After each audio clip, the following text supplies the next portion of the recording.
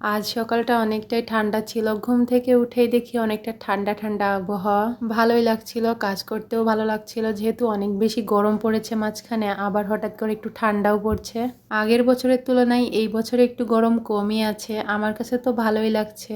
আসলে অতিরিক্ত গরম পড়লে কোনো কাজেই মন বসে না। একটু ঠান্ডা আবহাওয়া থাকলে কাজ করতেও কিন্তু অনেক বেশি ভালো লাগে। টুকটাক অনেক কিছুই করেছিলাম, আজ ভাবলাম আপনাদের সাথেও একটু শেয়ার করি। আমি আশা করছি আমার আজকের এই ছোট্ট ভিডিওটি আপনাদের কাছে ভীষণ ভালো লাগবে। হ্যালো এভরিওয়ান, আসসালামু আলাইকুম সবাইকে। এই তো সকাল সকাল ঘুম থেকে উঠে রান্নাঘরে চলে আসছি। ফ্রেশ হয়েছি, ভাবলাম কিছু একটা নাস্তা করা যাক, তাই তো রান্নাঘরে চলে আসছি। একটু চা বানিয়ে নিয়েছি। আজ সকালের নাস্তাটা আমার অনেক বেশি ভালো লেগেছিল। দুধ চা দিয়ে বাকরখানি খেতে অনেক বেশি মজা লাগে।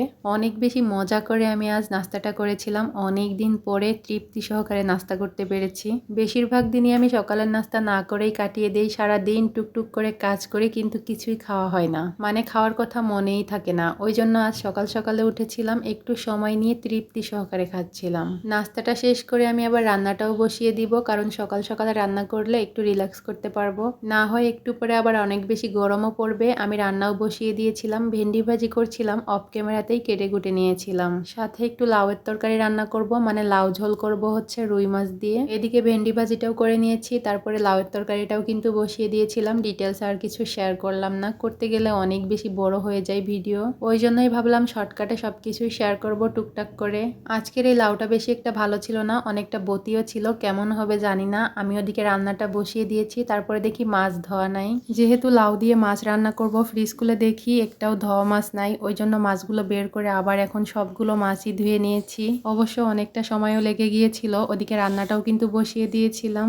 এই মাছের সাথে কাল রাতে আবার কয়েকটা ট্যাংরা মাছও এনেছিল, ওইগুলোও ভিজিয়ে রেখে দিয়েছি, ওইগুলোও ধুয়ে নিব। এই তো আমার সবগুলো মাছই ধোয়া হয়ে গেছে। কিছুটা মাছ এখন রান্না করব, আর সবগুলো মাছ আমি সুন্দর করে প্যাকেজিং করে আবারও ফ্রিজে ঢুকিয়ে রাখবো। আর এই যে ট্যাংরা মাছগুলো ধুয়ে নিচ্ছিলাম, এগুলো নাকি দেশি ট্যাংরা, অনেক বড় বড় সাইজের ছিল।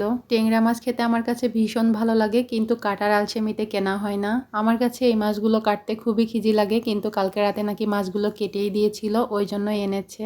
আমার তো দেখেই ভালো লাগছিল, যেহেতু আমার পছন্দের মাছ। আমি সুন্দর করেই ধুয়ে নিয়েছিলাম। মাছগুলো ধুয়ে আমি আবার হচ্ছে ফ্রিজে রেখে দিয়েছিলাম, তারপরে আবার রান্না করতে চলে গেছি, যেহেতু রান্না বসানো ছিল। এখন এই যে মাছগুলো ভেজে নিচ্ছিলাম, মানে তরকারিতে দেওয়ার আগে একটু ভেজে নিচ্ছিলাম। তরকারিতে আমি হচ্ছে ঝোলের পানি দিয়ে দিয়েছি, এখন মাছগুলোও দিয়ে দিতে হবে, তার আগে একটু ভেজে নিচ্ছি। মাছগুলো ভেজে রান্নাটাও করে নিয়েছিলাম, সবকিছু আর শেয়ার করতে পারিনি। তারপরে বিকালবেলায় বাচ্চাকে কিছু একটা করে দিব, কারণ তাহসানকে কিছু একটা দিতেই হয় বিকালে খেতে। আজ ভাবলাম একটু ফ্রেঞ্চ ফ্রাই করে দিই, ও আবার এটা খেতে অনেক বেশি পছন্দ করে। ছোট মানুষ কত সুন্দর করে সস মাখিয়ে মাখিয়ে খায়, দেখতেও অনেক বেশি ভালো লাগে। যাই হোক, তাহসানকে খাবারটা দিয়ে এসে আমি আবার আসছি রান্নাঘরে। আমার হাজবেন্ড এখন আবার ডিউটিতে যাবে, ভাবলাম কয়েকটা পপকর্ন ভেজে দেই। আসলে এই ভুট্টাগুলো আমার নিচতলার ভাবি আমাকে দিয়েছিল, অনেকটা জোর করেই দিয়েছিল, কিন্তু আমি ভুট্টা ভাজতে পারি না, ওই জন্য নিতে চাইছিলাম না। পরে ভাবি আমাকে বলে দিয়েছিল যে ভাবি এভাবে করে ভাজবেন, মাশাল্লাহ অনেক সুন্দর হয়েছিল। তবে এটা আহামরি অনেক বেশি কঠিনও না, আমি কিন্তু ফার্স্ট টাইম করেছিলাম। মাশাল্লাহ দেখেন তো অনেক সুন্দর হয়েছিল, একদম দোকানের মতো। যাই হোক, এগুলো আমি উঠিয়ে একটু মশলা মাখিয়ে আমার হাজবেন্ডকে দিয়ে আসবো, সে খেয়ে চলে যাবে। ভিডিওটি আর বেশি বড় করছি না, আজকের ভিডিওটি এই পর্যন্তই। দেখা হবে নেক্সট কোনো ভিডিওতে। আল্লাহ হাফেজ।